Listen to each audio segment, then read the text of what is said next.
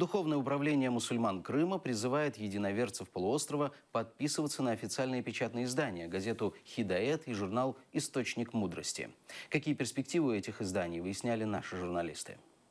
Мусульманские журналы в Крыму пытаются завоевать своего читателя. Однако даже зарегистрированным изданиям создают трудности. Сейчас журнал «Источник мудрости» имеет лишь 500 подписчиков. В определенном районе Крыма, в определенном отделе почты в каталоге нет нашего индекса.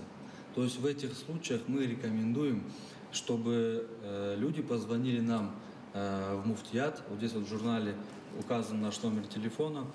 Лучшая ситуация у газеты «Хидаят». Ее печатают уже более 20 лет, а тираж 10 тысяч экземпляров. Газету можно взять бесплатно в мечетях.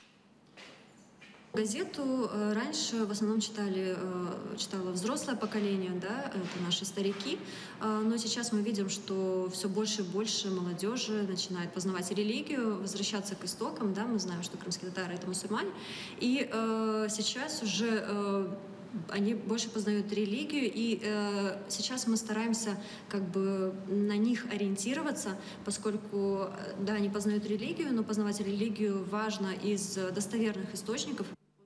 Зенифия Седометова говорит, к подготовке материалов активно подключились выпускники крымских медресе. Журналисты «Замана» поинтересовались у мусульман их отношением к печатным изданиям муфтията. Пусть побольше молодых пишут статьи в газету, пусть выражают свою мысль. Будет очень здорово. Нет, не слышал, не видел. Это удобнее читать через интернет. Я думаю, что если был бы сайт, интернет-страничка или в социальных сетях это издание присутствовало бы, то, я думаю, гораздо удобнее было бы читать и постоянно видеть свежие новости этого издания. В редакциях сообщили, работают над восстановлением электронного формата изданий. Асан Асанов и Базар Нуджиев, Заман, АТР.